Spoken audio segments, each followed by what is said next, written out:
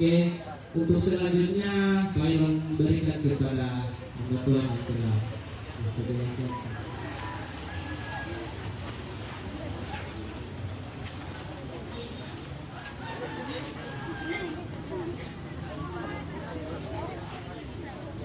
Baik, kakak-kakak semua bisa ambil tempat senyaman mungkin untuk potong sama-sama sedikit. Kita hari ini merenungkan firman Tuhan. Baik, semua shalom. Sekali lagi shalom. Ini kita dari jauh ya, kakak-kakak kita doa, jadi pasti ini sosial fisik bagus nih. Jadi kakak semua pagi hari ini kita yakin semua dalam keadaan sehat semua, amin ya. Baik, sekali lagi shalom. Baik, kakak-kakak yang berkati dan dikasih oleh Tuhan, terima kasih banyak. Yang pertama-tama kepada Tuhan Yesus Kristus yang adalah kepala pelayanan, dan juga untuk sekolah SMA Negeri 7, Bapak, Mama, Ibu Guru, dan juga kakak-kakak semua yang telah beri kesempatan bagi Beta untuk boleh berdiri di depan kakak-kakak semua. Baik, kakak-kakak yang berkati oleh Tuhan, sebelum kita sama-sama mendengar firman Tuhan, kita perkenalkan diri sedikit Ada yang bilang kalau tidak kenal maka banyak yang suka kenal saudara saya. Tapi saudara, ada satu semua saya semua Ini kalau saya pakai semua saya Oke, baik. Kata penama diriku tumbuh dalam pameran. Mungkin kadang-kadang nanti kalau lihat dan jalan bisa ambil lagi kosa. Ya, di umbu dalam pameran ada umbu berarti ada dari mana kok? Dari Sumba. Ya, walaupun banyak yang ini kita bukan dari Sumba, yang mungkin dari Tampang dan sebagainya, tapi kita benar-benar dari Sumba. Dan kakak yang berkata Tuhan dan oleh perkenan Tuhan, sekarang kita boleh ada berkuliah di Fakultas Teologi UKW Kupang dan puji Tuhan sudah semester akhir. Mohon doakan untuk kita di sini untuk supaya boleh selesai tepat waktu. Baik, kakak yang berkata Tuhan, tema yang diberikan oleh Bapak Ibu Guru dan teman-teman di sini adalah ketaatan dan kesetiaan kepada Tuhan Yesus membawa damai sejahtera. Ulang ya, temanya itu kakak yang berkata Tuhan adalah ketaatan dan kesetiaan kepada Tuhan Yesus membawa damai sejahtera. Kalau ngomong taat dan setia hari ini mungkin potong sudah dengar. Tetapi menarik sekali ketika kita berbicara, tapi lebih menarik lagi jika kita melakukannya. Ada amin. Sedikit lagi kakak yang berkata Tuhan waktu awal-awal masuk sekolah teologi atau orang yang sekolah pendeta. Awal-awal sekolah pendeta ini kita berbagi bahwasanya awal-awal kita berbagi sekali. Rasa saat ini kita bisa jadi dengan bulan kita ini dan sekolah kali rasa yang karena rasanya ini pengen bahkan kalau tahu sedikit firman sedikit paham teologi kalau rasanya itu sudah lebih dari profesor doktor padahal baru masuk nih ya. Ada satu ibadat satu kali ketika kita anak baru masuk dengan kakak, lalu ketika kami masuk kami melihat antusiasme dari kami mahasiswa dari kakak terlalu luar biasa ya, bersaksi lalu kan kalau misalkan ibadah mulai begini lalu diberi kesempatan untuk sharing itu bukan sharing, itu kayaknya kuliah satu SKS di kampus kayaknya. Karena ada yang sharing bukan cerita kesaksian pribadi, tapi cerita latar belakang konteks satu politik sebetulnya. Ini kita mau sharing, tapi kita paham dengan sejarah-sejarah kekristenan. Tidak salah memang, tapi dalam artian bahwa banyak kali untuk kita dengan gampang mengatakan sesuatu yang kita pikir-pikir sebetulnya susah untuk kita lakukan. Ya, apalagi tema hari ini bicara kesetiaan dan ketaatan. Tidak tahu ya definisi atau pemahaman ketika teman-teman dengan kata taat dan setia itu apa? Setia dan taat kepada dia yang tercinta atau setia dan taat kepada hanya dia yang satu-satunya walaupun sudah sama-sama lagi. Sudah tahu ya definisi taat dan setia yang teman-teman maksud. Tapi hari ini yang tak akan bagikan kepada teman-teman semua adalah ketaatan dan kesetiaan kepada Tuhan Yesus. Baik kakak-kakak semua, pertemuan dulu pertemuan pemberitaan atau pembacaan firman Tuhan. ambil di dalam surat Filipi, ya, atau surat Paulus kepada jemaat di Filipi, pasalnya yang ketiga, ayatnya yang ke 10 sampai ayatnya yang ke 12. Kita baca bagi kita semua. Filipi pasal 3 ayatnya yang ke 10 sampai 12, firman Tuhan, yang kukehendaki ialah mengenal Dia dan kuasa kebangkitannya dan persekutuan dalam penderitaannya, di mana aku menjadi serupa dengan Dia dalam kematiannya, supaya aku akhirnya beroleh kebangkitan dari antara orang mati. Bukan seolah-olah aku telah memperoleh hal ini atau telah sempurna, melainkan aku mengejarnya. Kalau tahu aku juga dapat menangkapnya, karena aku pun telah ditangkap oleh Kristus Yesus. Kakak diberkati dan dicintai Tuhan. Kalau kita melihat ayat ini teks ini salah satu kesaksian dari seorang rasul besar namanya Paulus. Ini kakak sebenarnya dalam Alkitab, Rasul Paulus. Ada yang tahu kok Paulus sebelumnya siapa? Paulus bikin apa?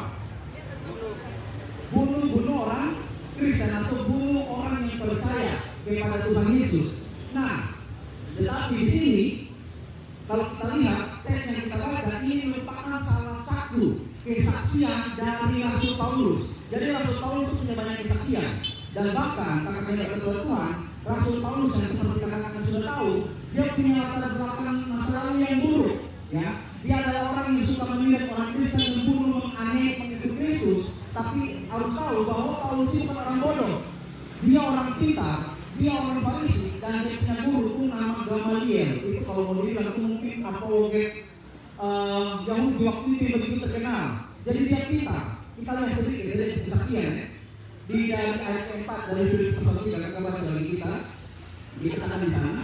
Sekalipun aku juga ada alasan menaruh percaya pada hal-hal lahiriah, jika ada orang yang menyangka dapat menaruh percaya pada hal lahiriah, aku lebih lagi. Paulus bilang begini, kalau konteks orang Kristen, bosan mau beri perpuluhan, bosan mau ibadah tiap minggu, jangan tiap minggu, mungkin ada yang persekutuan doa, mungkin dia ikut tiap hari. Lalu ada yang bilang, kalau dia katakan dia kan orang Kristen paling baik, Paulus bilang dia lebih baik lagi. Alasannya apa kita lihat? Dia kasih tahu kehebatan nih, disunat pada hari ke-8 dari bangsa Israel, dari suku Benyamin orang Ibrani asli, tentang pendirian terhadap hukum Taurat. Aku orang Farisi. Orang Farisi kalau kita baca dari kitab-kitab Injil itu adalah orang-orang yang dalam hal ini mendalami kitab-kitab Yahudi yang kita kenal adalah Perjanjian Lama atau Old Testament, dari Kejadian sampai Maliaki, dari kitab Kejadian sampai kitab Ulangan yang disebut kitab Musa atau kitab Pentateuch. Ya, dia Farisi. Dan bahkan kita lompat tentang kebenaran dalam mentaati hukum Taurat. Paulus bilang dia tidak bercacat. Kakak bisa perhatikan, hukum Taurat yang dimaksud bukan hanya Keluaran 20 yang 10 hukum Musa, tidak. Kalau kakak baca lebih jauh lagi tentang bagaimana hukum Taurat di sana dari kitab Keluaran, Bilangan juga Imamat, banyak hukum yang harus dilakukan. Mau hukum moral, hukum sipil, hukum seremonial, terlalu banyak hukum. Mau Paulus bilang, dalam melakukan hukum untuk kita sudah ada cacat. Dia tidak ada cacat. Dia mengatakan dia punya kehebatan bahwa dia adalah orang hebat. Tetapi ada satu pernyataan yang begitu kontradiksi dari pernyataan di awal yang dia bilang dia hebat, ayat yang 7. Tetapi apa yang dahulu merupakan keuntungan bagimu, sekarang kuanggap rugi karena Kristus. Malahan segala sesuatu kuanggap rugi karena pengenalan akan Kristus Tuhanku lebih mulia daripada semuanya. Oleh karena dialah aku telah melepaskan semuanya itu dan menganggapnya sampah. Jadi kita bisa perhatikan, Paulus punya latar belakang masa lalu yang begitu hebat. Dia bukan orang sembarang orang nih, pintar nih, secara intelektual nih, tapi dia bilang dia menganggap itu sampah. Nah, lalu apa kakak Yeriko hubungan tentang Paulus ini dengan ketaatan dan kesetiaan kepada Kristus membawa damai sejahtera? Karena kita dibatasi oleh waktu, maka kita oleh Tuhan, maka kita akan memberikan poin-poin yang menjadi garis besar dari tema hari ini. Yang pertama, teks yang kita baca tadi, kata oleh Tuhan, Paulus mau bilang bahwasannya kalau dia mau setia, dia mau taat, bisa sah. Tapi dari dia punya pemikiran, dari dia punya perasaan. Tetapi ketaatan dan kesetiaannya itu bukan dari apa yang benar, yaitu dari pengenalan akan Tuhan. Nah, kita berbagi kepada kata Tuhan ketika kita merenungkan tujuan untuk potong setia apa di Tuhan. Ada yang bisa jawab satu loh. Untuk potong dulu ibadah begini tiap Jumat itu apa? Begitu. Misalnya ada guna, potong dulu uang pesan ada contoh. Atau kira-kira apa keuntungan dari potong lakukan ini? Atau kakak-kakak mempunyai motivasi lain? Motivasi dari ibadah karena kita setia dan taat kepada Tuhan. Taat dan setia kepada Tuhan bukan karena kita beri sesuatu kepada Tuhan, tapi Tuhan yang dulu beri kepada kita satu hal yang tidak bisa dunia kasih. Pernahkah kakak-kakak berpikir, beta teringat ketika beta SMA dulu, ya, ketika beta waktu SMA dulu karena beta orang yang mungkin bisa dikatakan introvert atau introvert, orang yang biasa senang bergaul, tapi bukan itu maksudnya, bukan orang yang senang bergaul. Masalahnya adalah di mana kita hidup sekarang, apalagi ketemu zaman dari zaman akhir menuju akhir zaman dengan keadaan yang tidak baik-baik saja. Ya, kalau ketemu di Kupang mungkin masih belum tentara atau mungkin agak rasa tentara, tapi sedikit berbagi karena beta lahir besar bukan dari Kupang, ya, dari Bandung, Jawa Barat sana, ya, dari Jakarta. Dengan mendengar beberapa kabar tentang teman-teman di sana yang sedikit miris bagi kita pribadi, karena masa-masa muda mereka dibuang dengan sia-sia, ya. Mereka merasa bahwa dong punya diri itu adalah dong punya diri sendiri. Bahkan ada yang sombong bilang begini, mereka sudah butuh orang lain, mereka nanti sendiri. Dengan menyatakan demikian, dia menipu dia punya diri sendiri. Kalau dia bilang dia bisa hidup sendiri tanpa orang lain, dia lahir dari mama bantu, betul betul. Dia lahir keluar dari ibu yang lahirkan dia. Bagaimana mungkin dia katakan dia tidak butuh orang lain? Demikianlah pula dengan kita, karena kami berkata Tuhan, ketika kita katakan kita adalah orang yang setia dan taat, kadang-kadang pun kesetiaan dan ketaatan kita tidak sempurna. Mungkin kita bisa taat hari, tapi kita belum tentu. Nah, lantas bagaimana ketaatan dan kesetiaan yang sempurna yang Tuhan bisa terima? Satu hal yang pasti yang Paulus mengatakan, dan banyak data karena kita lihat sewaktu, kakak bagi beberapa data, contohnya dalam Korintus, ada di pasalnya yang ke-7 dan lain sebagainya.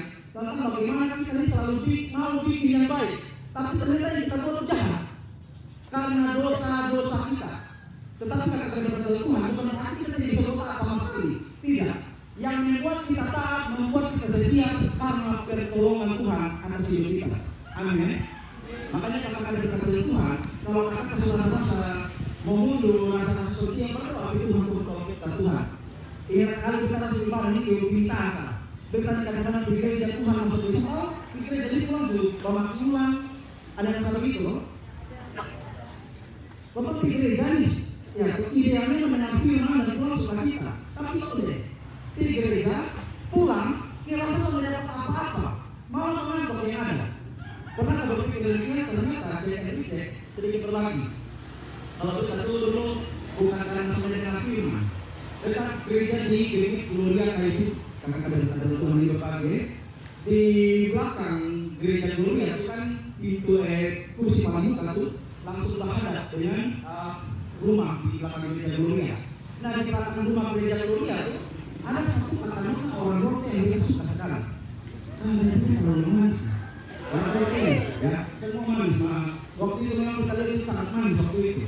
Lalu ibadah itu 2 kali di gereja, ya pagi jam 7 dari sore jam 5. Maka tapi 2 kali sampai macam dia bilang Tuhan ini kalau ini boleh pakai betul. Ini kita 2 kali bayangkan pagi dan sore, karena kita 1 kali kita 2 kali. Lalu itu paling muka lagi bayangkan. Ini orang sore yang Tuhan pakai kakak betul. Tapi itu salah motivasi. Tidur paling muka dengan 2 kali itu karena hanya mau ya kan mau nanti. Yang orang-orang itu. Bapak kalau kan waktu sudah dapat juga ya, sayang sekali. Memang kalau budaya tapi ini sedikit kesaksian yang sedikit yang kakak ngomong. Pulang ini sudah dapat apa-apa. Bahkan firman yang kita dengar itu kan dari orang tua kita tanya, kakak ini dari mana ya? Itu sudah tahu. Bahkan satu kata dalam bodoh itu sudah tahu apa. Karena pikiran itu orang lain atau motivasi itu orang lain.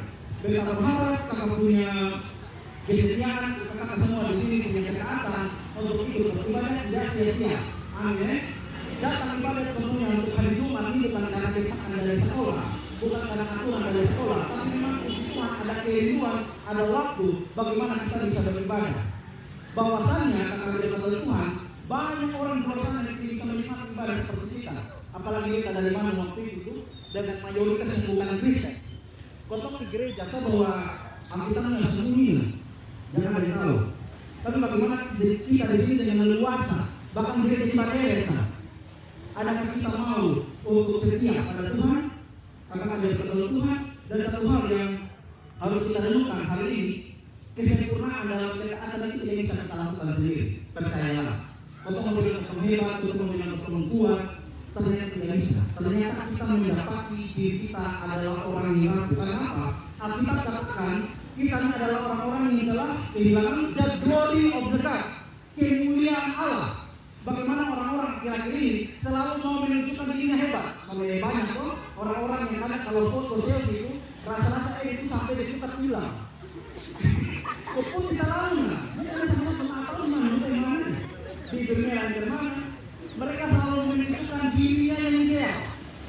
Karena keluar menunjukkan diri mereka yang ideal. Berfoto, makanya kata dari percaya Tuhan dan kalian tipu dari efek. Kadang-kadang begitu, kalau lihat foto, itu Tuhan ini glowy, Tuhan ciptaan Allah. Sampai begini, Tuhan berkati. Iya, jangan salah, ya. Artinya apa? Kita selalu mau menunjukkan diri kita yang terbaik, tapi nanti saat kita sendiri-sendiri, kita akhirnya mendapat bahwa kita adalah orang yang tidak punya apa-apa. Kita mendapatnya adalah diri kita adalah orang yang tidak bisa apa-apa tanpa Tuhan. Artinya apa? Karena dari percaya Tuhan, kalau kita bisa dipakai oleh Tuhan, kita bisa diangkat oleh Tuhan, dan orang dengar betul nama orang suka cita sah, minimal, tapi jangan dengan lama. Minimal kita pulang rumah, orang tua senang. Kenapa bisa senang? Pertama, guru selama minggu bilang, adik-adik pulang bawa shalom. Mereka dari mana dimaksud ke kantor? Pulang bawa shalom, pulang bawa dalam sejahtera. Ya, pernah ada satu kali ketua punya kawan ini kena pukul dari bapak mama. Kena pukul gara-gara dia salah mengerti tentang bawa shalom. Dia kira ini suruh orang tua bertobat dan kerajaan Allah sudah mereka. Ini mama dan bapak ada sementara perbaiki motor, rangka yang putus, mama sementara capek memasak. Dan ternyata kalau bapak dan mama bertobatlah sebab kerajaan Allah sudah dekat. Apa dari itu dia? Orang itu sudah baik, sudah bertobat. Tidak seperti itu. Maksudnya bahwa shalom artinya bukan hanya di rumah saat dimanapun bahkan di sekolah. Untuk menunjukkan dengan aksi, amin. Tunjukkan dengan tindakan nyata.